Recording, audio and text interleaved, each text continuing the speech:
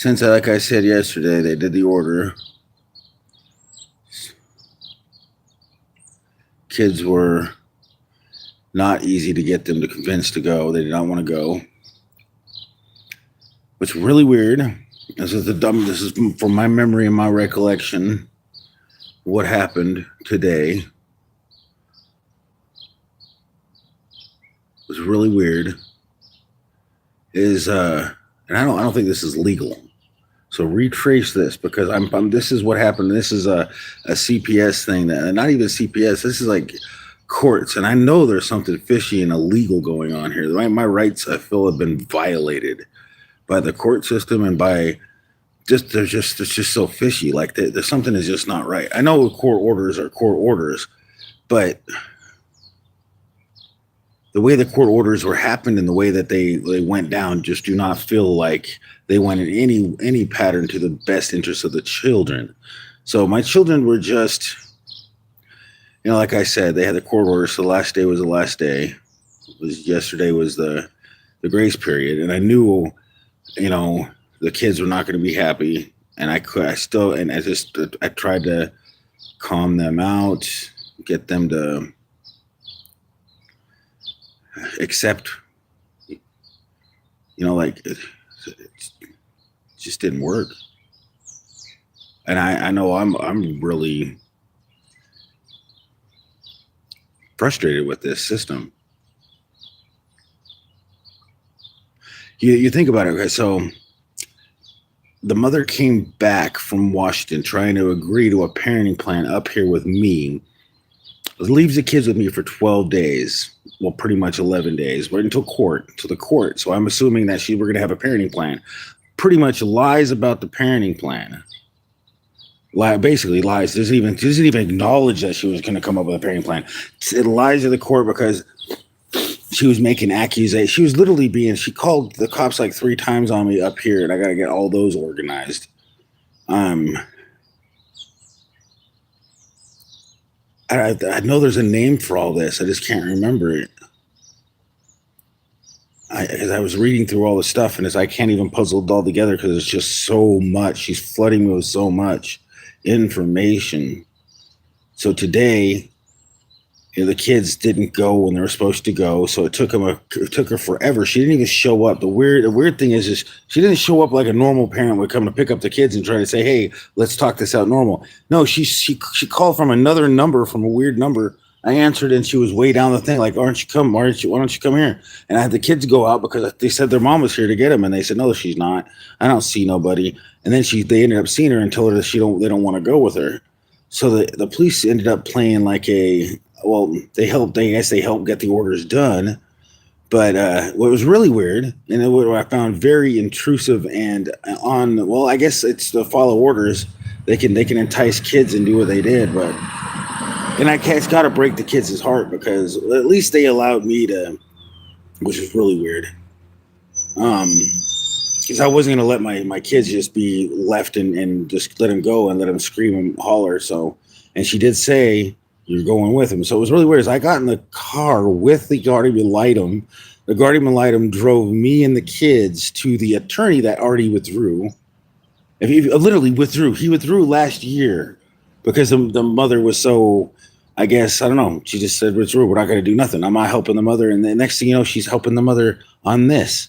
I mean, I think that's kind of really unprofessional. And the guardian ad litem is in the same exact office as the attorney. You believe this?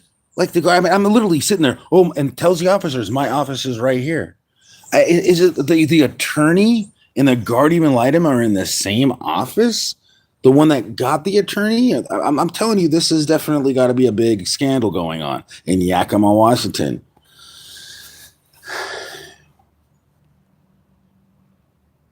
Hit me up on Discord. I will give you all the information. I want this to be investigated. I've already put it out on the thing. I don't know whatever civil rights forms or whatever forms I need to go, but I know there's something fishy going on here. They just allowed a mother to illegally, because she's already, I know I know that what was just went down wasn't really fair and just in the kids' best interest. Are you kidding me? drop the kids off at the dad's house for 11 days and then have an order and then just lie and then make it look like I'm the one harassing, literally with no evidence.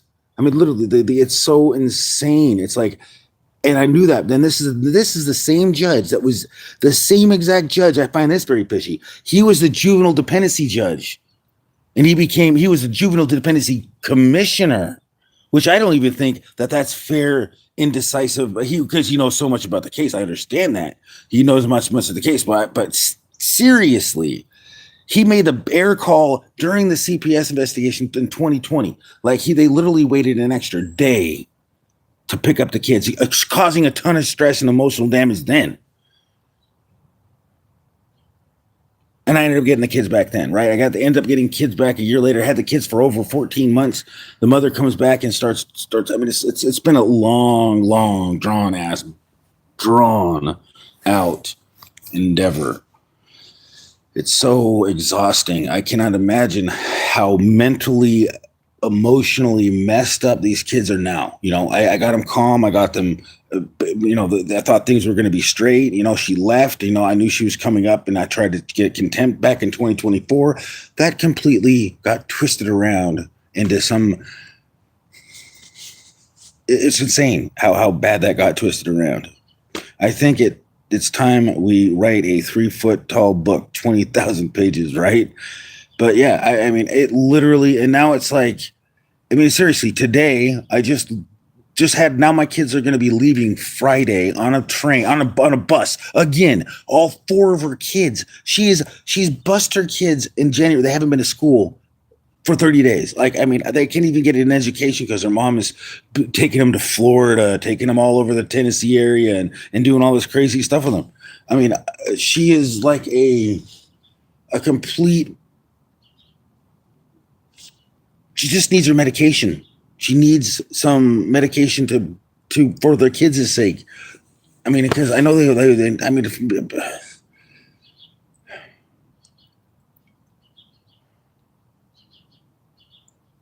critical times will be here. See, that's the whole thing. And I quit smoking too, and I'm still kind of believe I've been adamant about quitting smoking, adamant about getting things like together, and I'm not letting this stop me now. I just, like, because I know I'm always thinking, oh, something's gonna stop and I'll get things better. No, it's, you got to just start making minor adjustments. So whatever it is, So I think I'm gonna just. I'm tired of this.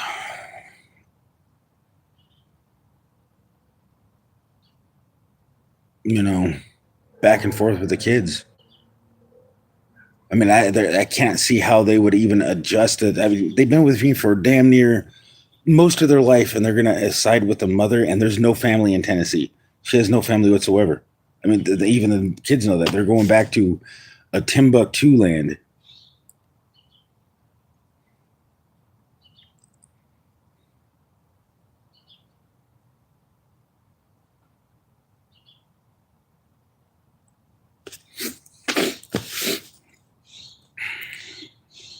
I don't know if I did good or bad today. I just know I was reluctant to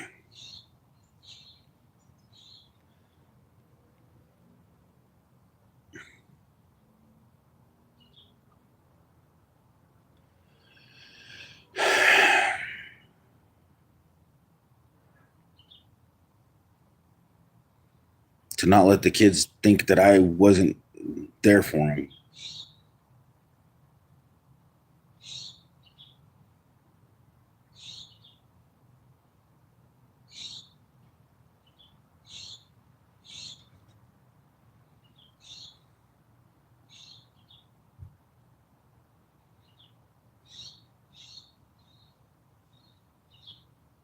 But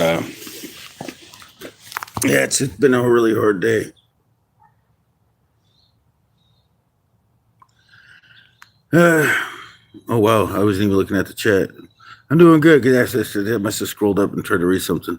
Sorry about that. I see now Chewy in here, and are you good, bro? No, I'm not. Actually, I'm not really that good. I'm just gotta get my feelings together because it's been a very emotional day, man. I've been here Having your kids tell you they don't want to go to their mom because their mom hurts them, their mom hits them, and they don't want to go because, and it's mainly that was their excuse, but they're upset because they didn't want to go because of how backwards it is. They were told they were going to be up here. They told they were going to that we were supposed to put them in school, and yeah, so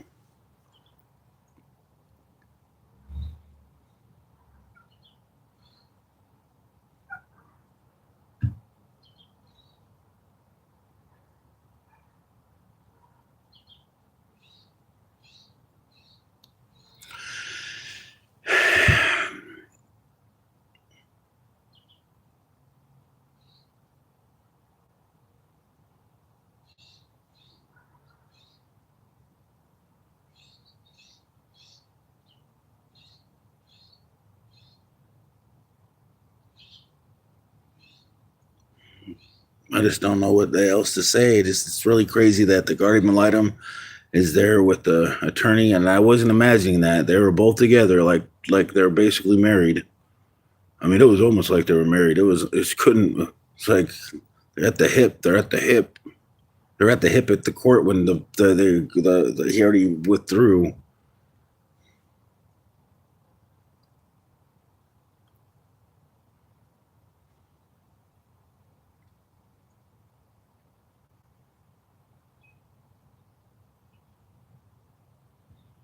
It's Thursday. It's hopefully you guys are having a happy Thursday. My Thursday is not that great right now, but I hate goodbyes. Everybody does, especially when say the goodbye you can't really you never want.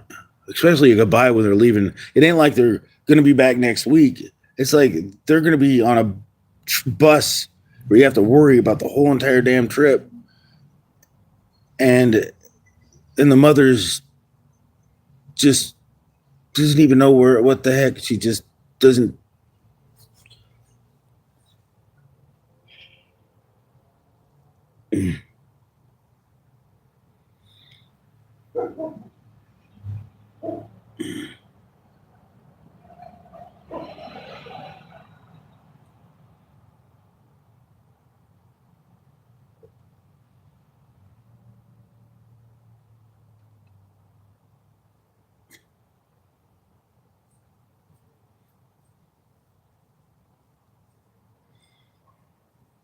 It kind of irritates me. I wish I would have just said, "Yeah, sure, have all the weekends. I'll do all the hard work." You know, it's like with her, you can't make one minor equal change with the mother. She wanted all 4 weeks and just give you, and then so I'll give you one of the 3 weeks. It's like, what are you talking about? That makes no sense. How about 2 weeks? It makes more. Oh well, then fine. I won't do nothing. That's how crazy the mom is. Like she was. It's like I don't know. She's got to be on drugs because who can't negotiate a normal negotiation? And then it's like, was she even going to negotiate? Because as soon as she said that, she went down and said, "Oh well, y'all was wrong about this. I was wrong about that. I was wrong about this. I was," and I was like, "There's no orders. We were negotiating. You came up here saying we were going to do 50-50. You're going to stay up here, and for the kids' sake, you're going to do this."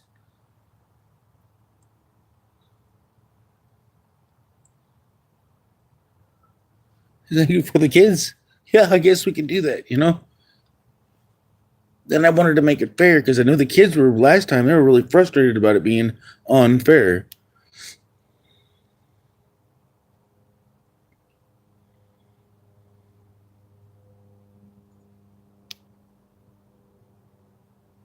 But I better go. I mean, I'm done smoking, so I just want to lay down, and I've actually stopped smoking like completely. I haven't smoked since this is my 41st day. And I'm still sticking to it. I want to stay to right now. I know the trick. That's what's the one thing I'll give you a hint on how I did it. Another key thing is when I think about it, I'm not following for that trick. It's a fake stress relief. It just snowballs into a more stress, and then it becomes your fingers get all black, and then you cough your guts out. And I just kept doing that, and then I kept recognizing, and it was just a mind over matter thing, and it took a lot of it took a lot of prayer and willpower. Thank you for the like. I see that.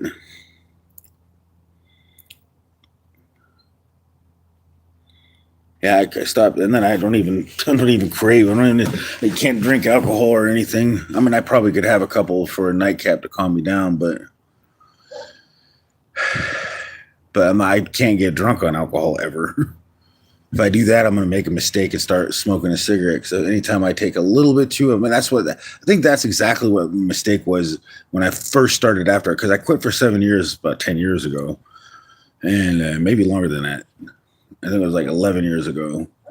And then all I did to get back in the habit was get drunk one time and think, I know I can take one puff and not do it. Yeah, I know I had the willpower. No, it automatically just recycled all the pain it was the first, to just start out pain. It's just like everything just lit up for one like cigarette. It was insane. I mean, they had to have, because it's like because the first one led to a second one, and then the second one led to and then it just became a chain reaction. But yeah, I think it's mainly the more mind over matter, because I'm sure anybody with a little bit more self-control would have never started smoking. I mean, or a little bit more common sense. Your kids are impressive. Yeah, they're pretty good. I love them to death. I mean, he's really good at. He just figured out like yesterday. Just figured out like, oh, look at this! I figured out how to do this. I'm bragging about blend. He's only with me for 11 days. So yeah, because I haven't seen him for a year. They've grown so much. It's so insane how much the time went by, and it's actually kind of depressing that I got to wait another 2 months to see him again, and we got to wait for a whole nother transport. I have to fork up, save some money for an airplane flight. But with this crazy woman, I mean, I have to call her the crazy woman. I mean, because she's not sane in any sense of the word. I wish she was, really, but she's very good manipulator. I mean, she was very convincing when I first met her, and then after about, as soon as she doesn't get what she wants, I thought it was emotional problems, like whatever. I was wrong. She's a complete narcissistic psychopath. And that's probably the most nicest way to say it.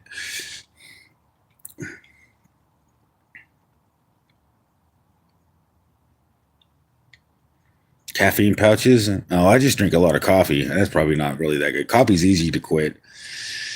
It only takes 3 days for that to be. And then as long as you just stop drinking, you're done. Coffee's the easy one. Now, nicotine and vaping, I was forced to stop. I couldn't even take in a slight little thing of any type of vape fluid. I just started coughing from my guts out. Like, I just could not even do vaping. That just totally went thing. And another weird thing is when I realized I should stop smoking, is that something else was telling me. Like, I'd cough before my cigarette was lit. I was like, what? I must need to stop. And especially since your breathing is pretty much connected to your life force. I mean, it's one thing you can't live without the longest or the shortest.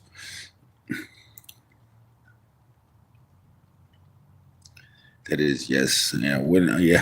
Good to see you too. When I first met you, your kids were so tiny. Oh yeah.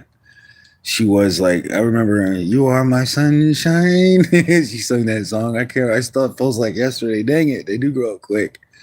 And I can't believe this. This is not going to matter. That's why I got to remember. I mean, the kids are struggling, but this is tomorrow. In 5 years from now, this is not going to matter.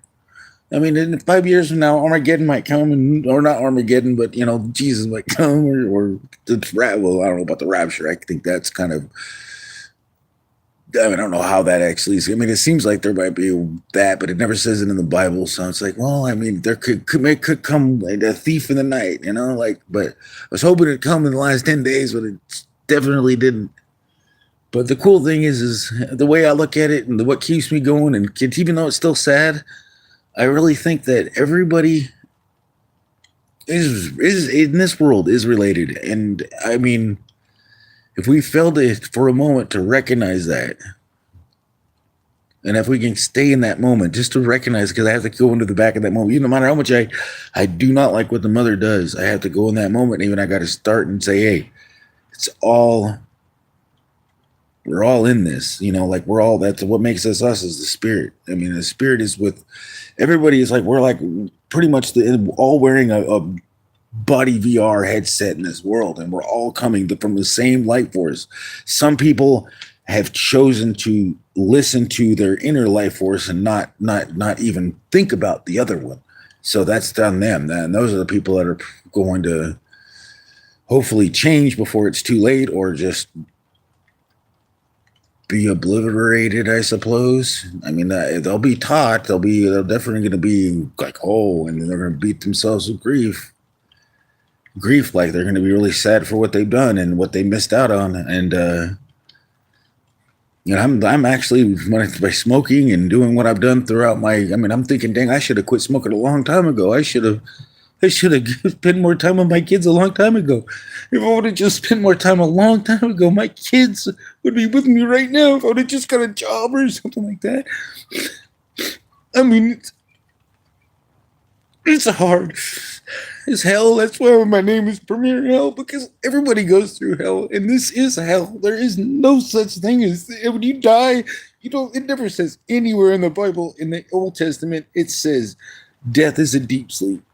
It says that the dead know nothing. How could you go to a hell in anything? It's not for people on this earth. It's for the people. It's for the angels, the people that willfully, like the angels, preachers that literally defy God, or the really evilly wicked that become wicked and know the truth on this world. Like they'll have the plagues, but it's the death is a death, and then when they get resurrected again, that's the be. Hey, you got your last chance. I mean, it's going to be judged on what you do then, I'm sure.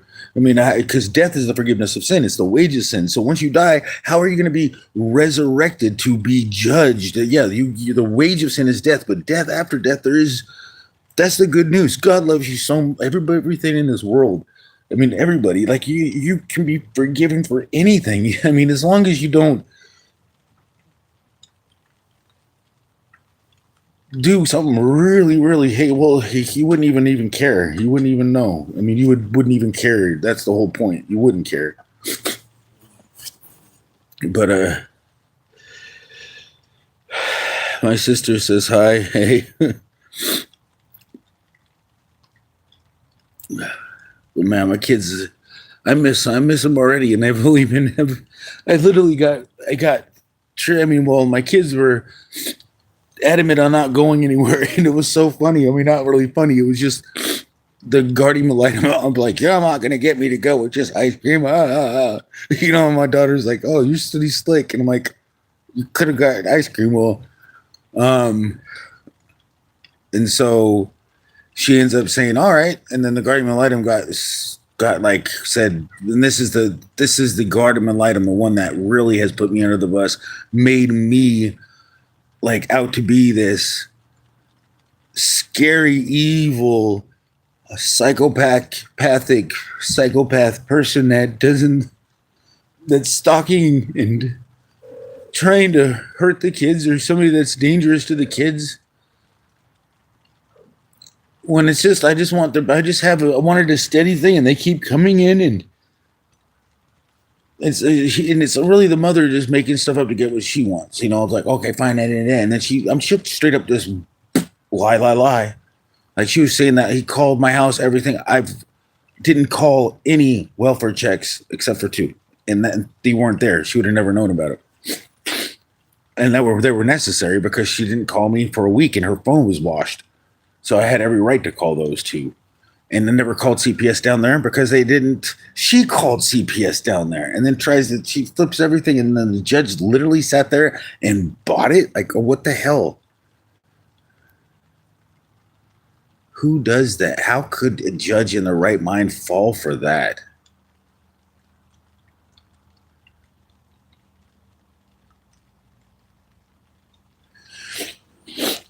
So I basically I knew the kids were going because it was a good freaking. I mean, I don't know, if I was a kid, I would have probably fall for it too. I'm gonna take you to Walmart and buy you anything you want. That's what the guardian ad litem told the kids, and the kids are like, oh, I'll get whatever I want. I'll get whatever I want. I don't know. Why didn't I think of that? I could have just said, you're going to get everything you want. And then they're going to hate me because I lied to them. And then take them to their mom. Does that sound like a good? So,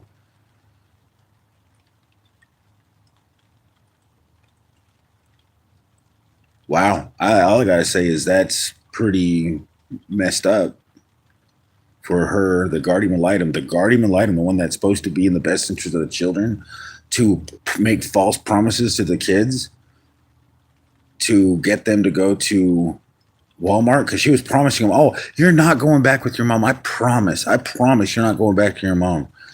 And we go to Walmart. I'll get you whatever you want. That's what she said. I got it recorded. And even when, and now I got it recorded when I was in the attorney's office with, and I'm going to post this probably, it'll probably get taken down. I don't know, but I'm going to post it. I'm just going to leave it for YouTube and people to share it out. I don't know. I got to figure out how to post it in a private manner. I don't know. Like, I don't think they'll accept it because it's more or less, like I'm broadcasting, because the people that know my channel are going to do it. I'm not going to, I know if I do some, I don't know, they might, I don't know how they do it. I mean, how are they? Because the only people are going to know it are the people that did. I have to to get it to go viral, somebody's got to share it and then somebody else got to share it. But how do you get things to go viral? I'm going to have to go look that up. But it's definitely fraud. Definitely, if it gets exposed enough people get a hold of it, and enough people see this. Fraud is fraud. I mean, it's got to be some type of fraud, some type of you can't just know that it's not right. For some reason, I know there's some rule that a guardian ad litem cannot be working with the attorney. They're supposed to be a neutral party outside of the thing. They're not supposed to be on the same team. That's illegal. That's completely wow. That's and I was in the office with the attorney and guardian ad litem, and I literally accidentally, because they were being all nice, to me, and they can come in. Oh, he told me to leave every other time, when I tried to serve him. But now that, I guess, I don't know if he's mad at me or evil. I don't know. I mean, I think he was just looking out for his client, probably. I guess that's legal. I don't know. But it doesn't seem fair. And I like fair and I like righteous fairness. I mean, and they weren't being fair to me with this stuff, with letting the mother move and doing this. They weren't fair to me at all, for allowing this. There was a scandal to begin with, because I know Shane Silverthorne, he was literally the judge that worked on the thing. He's a judge. He was supposed to be a good judge. I thought I really had nothing. He seemed to be very, very, very reasonable person. So I really don't know, but it just appears to me like he's just frustrated. It's been a long case. He spent so much time, but he's taking it out on the wrong person. He's taking out his frustration on the wrong person and the wrong. In an emergency hearing, I mean, it was granted. Nothing was proven. I mean, how the heck did the facts add up? The kids weren't in school. The kids, that didn't get brought up. The kids were not in school. The mother was not responding. The mother, she could not prove she was. And the guardian ad litem. And the kids got in the car with her. Oh, actually, they didn't know any better, because I ain't supposed to talk about the case.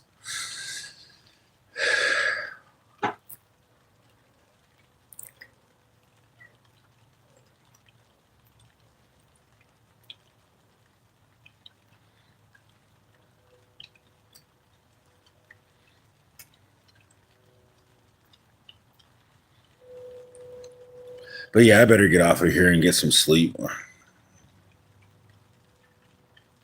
I just thought I'd give everybody a heads up that, yeah, the system is corrupt, wicked, and it seems like the only person that gets, and I know Jesus loves, and I know there is a God, and I do, and I've been praying, and I pray, and it seems to be helping a lot. I know it's helping a lot, but, and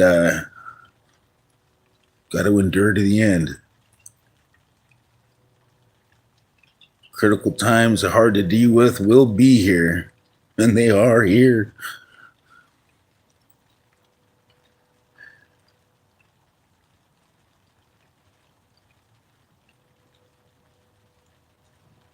So, God bless everybody. I really do hope that everybody does find that moment where they can clarity, that they can find and touch base with God, like, because all you got to do is touch that base, get that foot in there, and he'll he'll will slowly work you, just work through your problems, and he'll get through you. You get right through that. The hardest thing to get over is the desires, like cigarettes, coffees, well, desires of the eyes. Oh, that's a hard one. Oh my gosh, yeah. But then the desires of the eyes, desires of the flesh, the hardest one. It's like you can sit there and stare at your phone or stare at yourself in the mirror and just be jealous of other people, but you don't want to look on the out. You want to look. You always want to be right here. And that's what it's like. I always understood what that meant. Like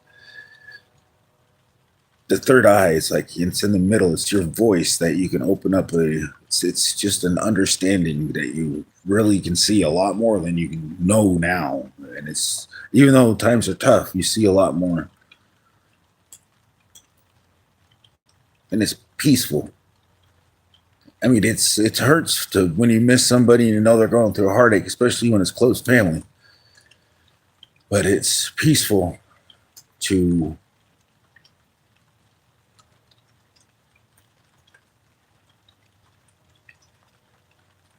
have communication with God. And pretty much you don't have, there's no limit to how many prayers you can say a day. And you can say them anytime you want. You can talk in your mind. You can just be in a permanent prayer all day long. I didn't see nothing in the Bible that said you couldn't. But when it works, it's actually pretty interesting when you do that. You start to get a little enlightened. It's because God will never turn you down when you seek Him. And even if you say that does God exist, He's not shy. You just don't want to find out. Either you're too scared to find out, or then that would be considered a foolish thing to be scared of, because God is not like that. That's not what I got from the understanding of everything I've heard and read. But I do know that's why my PremiereHell thing is I kind of thought that it should be PremiereHell, because that's what was given. Hail as in ice, like that's what it sounds like is happening right now. It's hailing out. That's what supposed to be my name.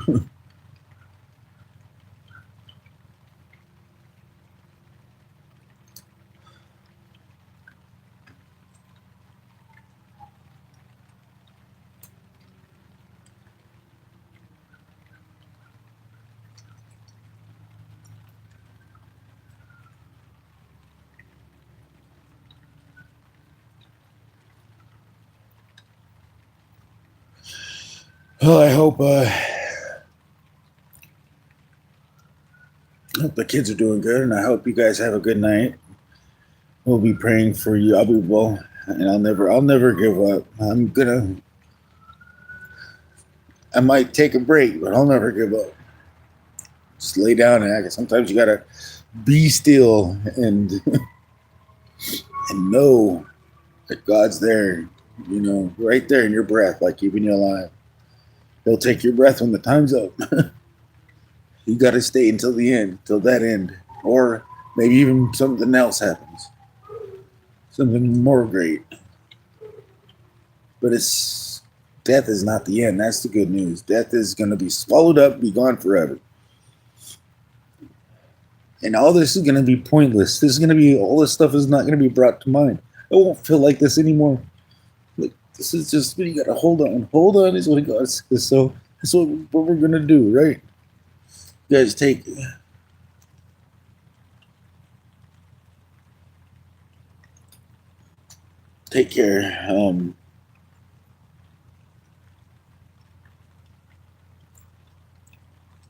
Stay in prayer.